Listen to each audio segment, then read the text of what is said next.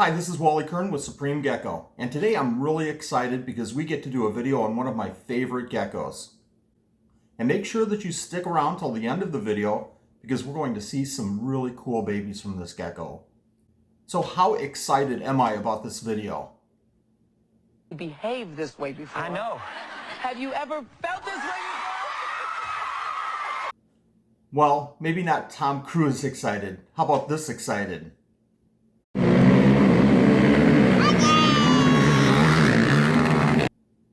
Well, maybe not even that excited. Let's try one more.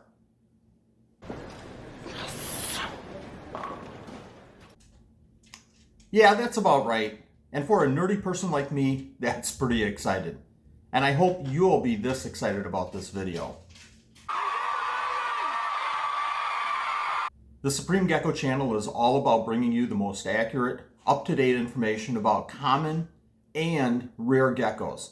Information that you're not going to find anywhere else on the internet. Enjoy the video, and please leave a comment if you have any questions or suggestions for future topics. Hit that like button, hit the subscribe, and please hit the all notifications. The gecko that we're going to take a look at today, I've had in my collection on and off for about 15 years or so. And I think that you're going to see why I'm so excited about this gecko. And that gecko is Periodora androyensis. Before we take a look at this gecko and their setup, let's talk about some general information first. And I know this might sound boring, but this is very, very key, important information to help you understand how to take care of these geckos better. Periodora androyensis was described in 1867. It's a gecko that's endemic or only occurring in Madagascar. There's actually over a dozen species in the genus Periodora, such as Periodora stumphi, one of my favorites, the very popular Periodora picta, and the closest of cousins to the Periodora androyensis, Periodora vizimba. Periodora androyensis can grow just over 2 inches in length, with the males being just slightly smaller than the females. They're a nocturnal animal, and you'll find them mostly on the hunt in the evening and at night. They're basically brown and brown-gray with some darker markings. But the coolest thing about these animals is their tails. When they get excited, frightened, or stressed, they raise their tails and wag them back and forth. I think they do this to distract their prey or maybe distract that larger animal trying to eat them. It's really important that you do the research on these animals. And a couple of great sites to find information on them is, of course, the Supreme Gecko webpage. And another great source is the Dwarf Geckos page. I'll throw links in the descriptions to both of these sites. Again, Periodora androyensis occurs in Madagascar on the south side of the island and occurs in the forests among the dried leaf litter. Sometimes they can even be found resting within the curled up leaves. The weather conditions in southern Madagascar are different than other parts of the island. It's more of a semi-dry environment. It does have a very distinctive wet and dry season. The rainy season is from November to April, and remember, Madagascar is in the southern hemisphere, which is completely the opposite of the northern hemisphere. Now that we've covered all of the basic information about Periodora androyensis, let's go take a look at their setup and the animals themselves. The first thing that we're going to take a look at is the stand that I have these androyensis on. I call this the micro stand. This is where I keep all of my babies, but I do have one adult pair here, and that's the androyensis. And the reason for that is that this size enclosure is just perfect for these androyensis. This is about a 6-quart little plastic tub. Again, this is a 6-quart tub. You can use anywhere from this size all the way up to a 10-gallon. If you use a 10-gallon aquarium, just make sure that you arrange it so that you can manage these geckos. Let's take a look inside.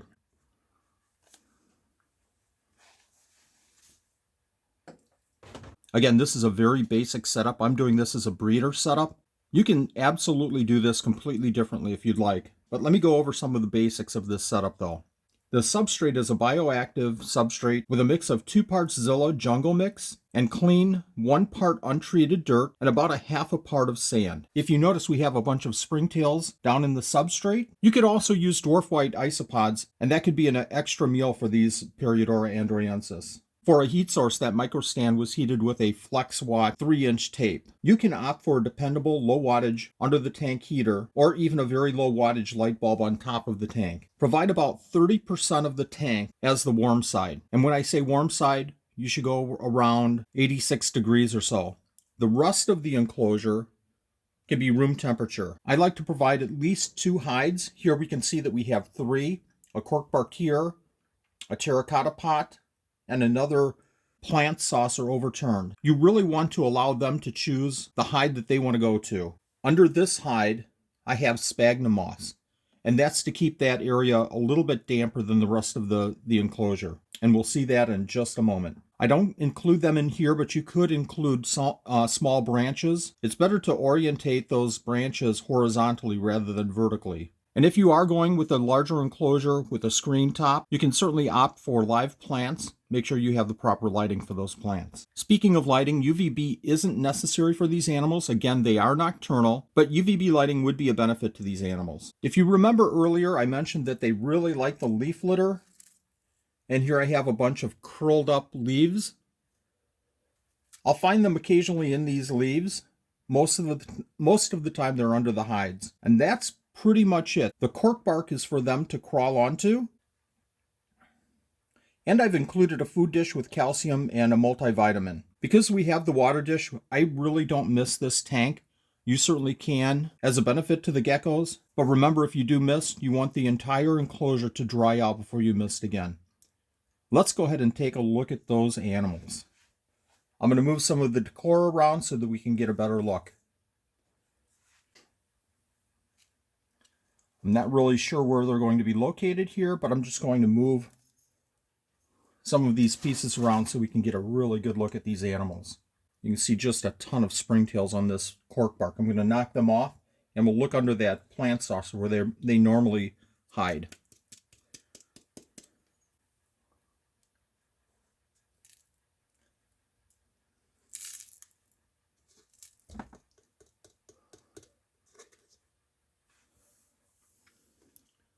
And there they are. Again, the sphagnum moss is nice and moist. The whole substrate underneath the sphagnum moss is moist, and they like to stay there just to gather the moisture to stay hydrated. I'm going to go ahead and zoom in, and we'll see if we can get a better look at these animals. For supplementation, I mentioned before that I have the calcium and a good multivitamin in this food dish, but I also do dust their food items, and I'll do that every about 2 to 3 feedings. It's very, very, very important not to crowd them with food items. If you put too many feeder insects in the enclosure, it really, really stresses them out. Let's talk about breeding Periodora androensis for a moment. Males have a fairly obvious hemipenis right at the base of their tails. I'll see if I can pick up this male and we can take a look at that. If not, I'll go ahead and show a picture of a Vizimba, Periodora Vizimba, that I got a really, really good picture of. I'm hoping this comes in focus, and right at the base of the tail, hopefully you can see a good sized bulge. Breeding is very, very simple. Introduce the male to the female. I never ever see any aggression from the male to the female or vice versa. Once they start breeding, and it's fairly quick if you have a mature pair, you can start combing through the substrate to look for eggs. Let's zoom out just a little bit, and I'll see if I can show you what we do. It's mostly on the moist side. I'll scoot the female out of the way here. And I just gently, again, comb through the substrate, looking for those eggs. And generally, and most of the time, you can feel the eggs. I'm going to move the sphagnum moss out of the way.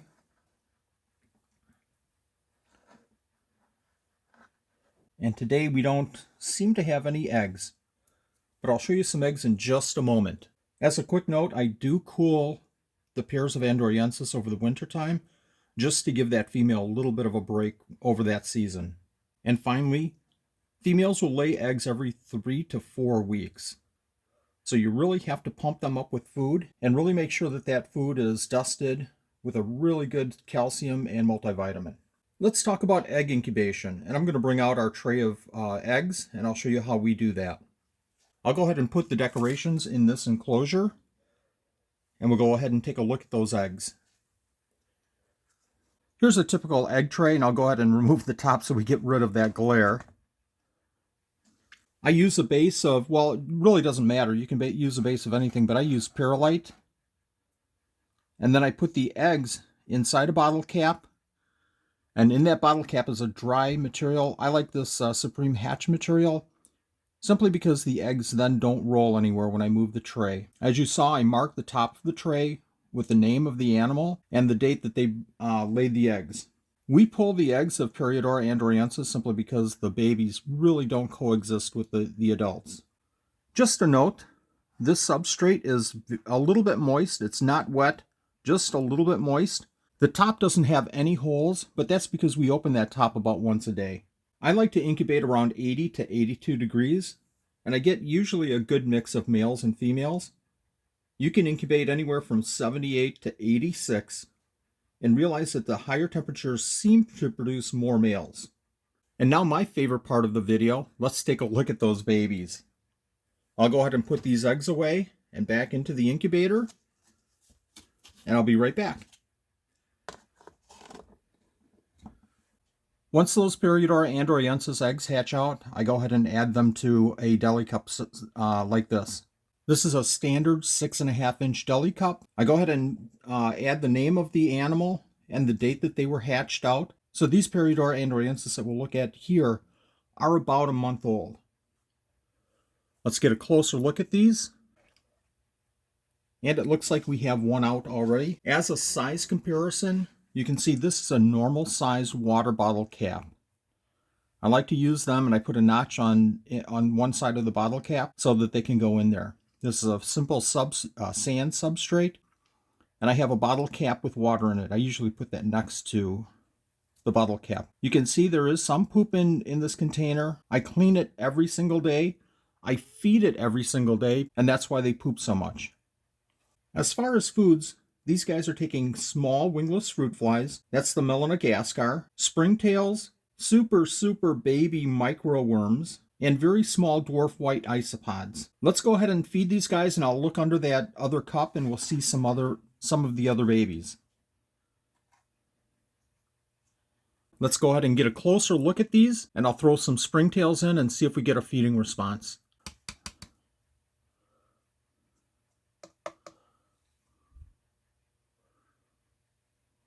I hope you can see those springtails bouncing around. Normally when animals like this come out, we really don't get a really good feeding response, but that's okay for now. We can just admire the beauty of these animals. Let's see if we can get a little closer on these babies.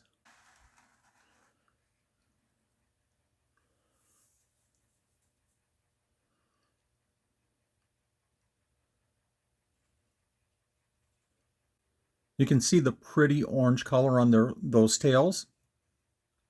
And at this age, they are starting to exhibit that tail wagging motion as well. Here's one of the andoriensis. They're so small. And again, this is about a month old and they're growing quickly. One of the key points on these babies is that you really have to keep up with the feeding. At least every other day, and most of the time, I'm feeding once a day. The key turning point seems to be at about that 1 month of age time frame, because then they're starting to take some bigger prey items. I really hope you found this video helpful. If you did, hit that like button. If you haven't already, subscribe.